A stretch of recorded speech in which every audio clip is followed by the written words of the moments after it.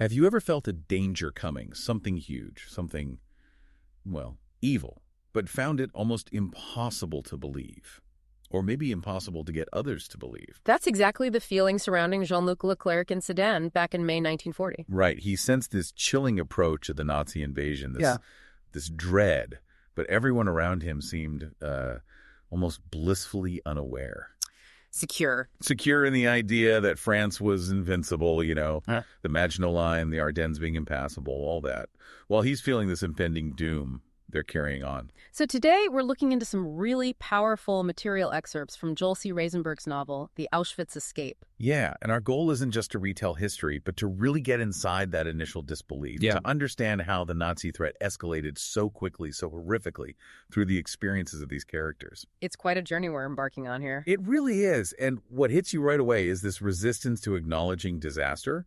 Luke felt it, this certainty of evil approaching Sedan. But his family, his sister Monique, her husband Nicholas, totally different headspace. They're planning a party, caring for their daughter Jacqueline. Nicholas is busy with his medical work. And the overriding belief was Hitler wouldn't dare invade France, not the Republic. Exactly. So Luke travels through the night, desperate, trying to warn them, pleading with them to flee to Le Chambon for safety. He saw the signs, didn't he? But they just couldn't or wouldn't. It seems like a mix, blinded by the everyday, perhaps, dismissing it as unthinkable. And then the speed of it all is just devastating. The bombing starts in Sedan.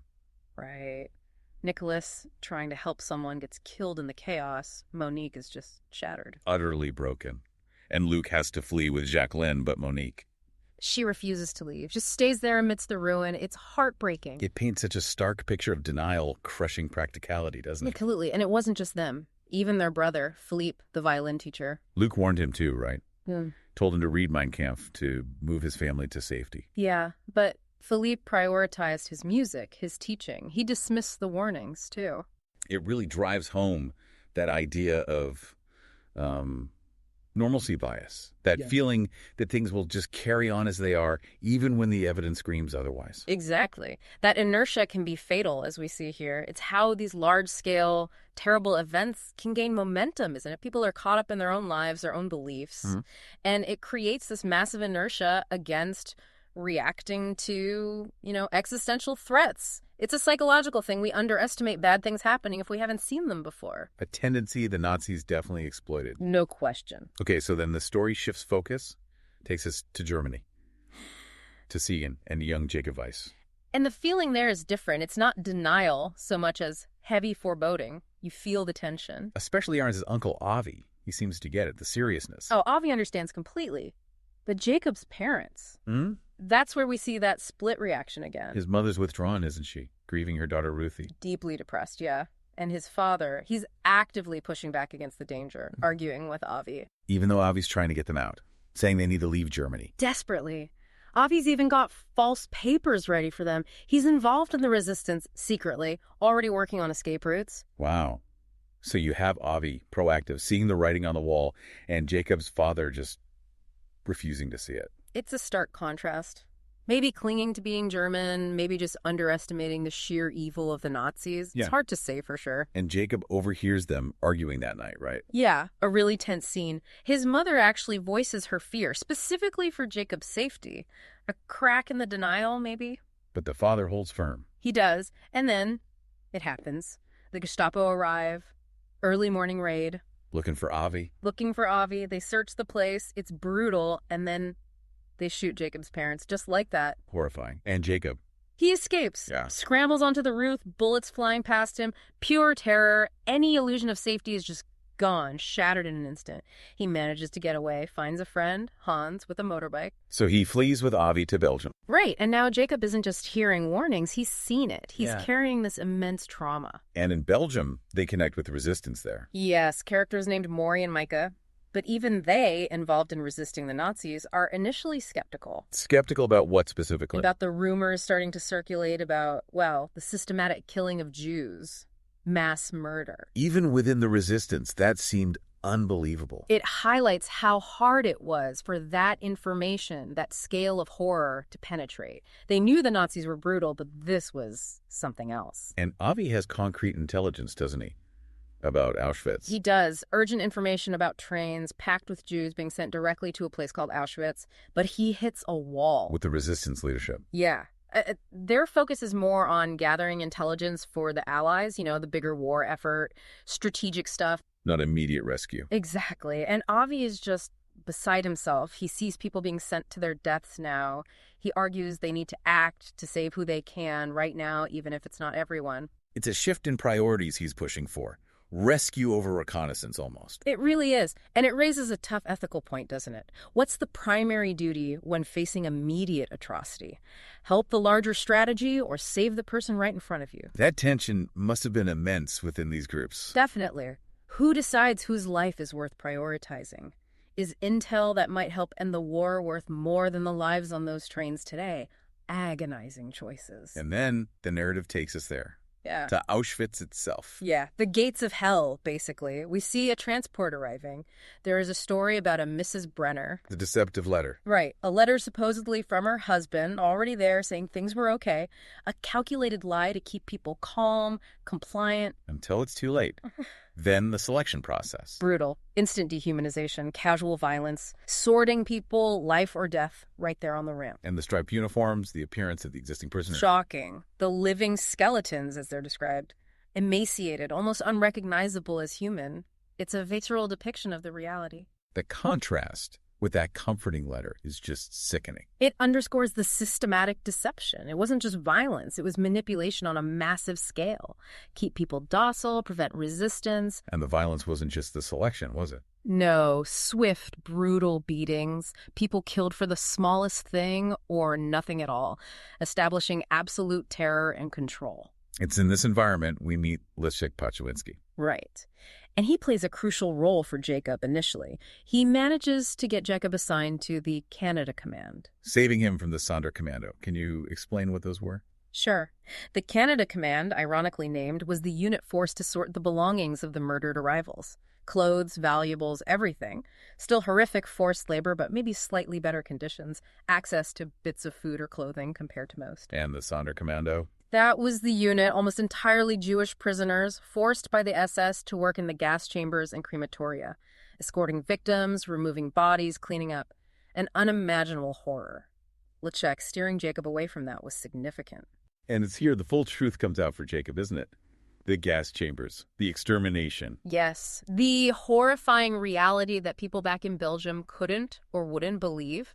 Leclerc explains why the Nazis keep it secret. To prevent revolt.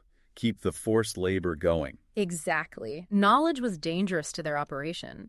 If everyone knew what awaited them, resistance would be far more likely. Secrecy and lies were tools of control. And Jacob meets Max Cohen there in Canada Command. He does, and Max shares his own story about different views on Zionism back home, how his Zionist friend's family ended up caught anyway. Highlighting that nothing really protected you, no belief, no background. Precisely. It was arbitrary and all-encompassing. And then they have this grim task, removing a dead body from one of the cattle cars. Just hammering home the daily reality of death. Yeah, it's relentless.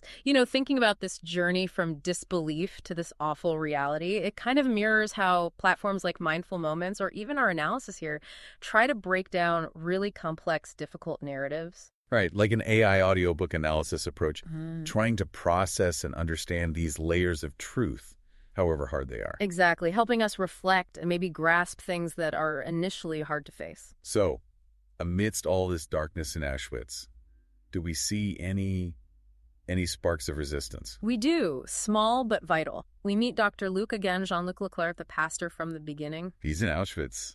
How? He ended up there working in the camp clinic, a man of faith trying to do some good in that hellscape. And he's connected to Max Cohen's sister. Yes, Abby Cohen. She shows incredible resilience herself, volunteering for dangerous tasks, like delivering supplies for Mengele, unbelievably. And Leszek, the one who helped Jacob. Turns out he's more than just a kappa figuring out work assignments. He's actually an intelligence operative. Seriously, inside Auschwitz. Yes, risking everything to gather information about the atrocities, trying to get reports out to the Allies. Wow, that must have given Jacob some glimmer of hope. A small one, definitely.